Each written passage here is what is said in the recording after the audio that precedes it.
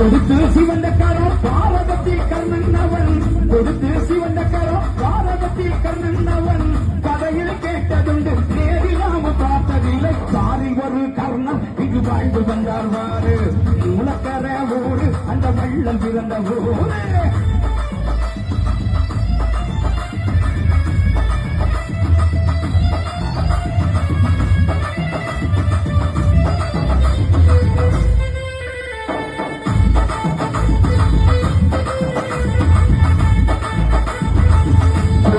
நூறு வருஷம் வாழ்வதொரு வாழ்க்கை இல்லை கொலையாய் 100 வருஷம் வாழ்வதொரு வாழ்க்கை இல்லை வீரனாய் ஒரு வருஷம் வாழ்ந்தாலே போதும் என்று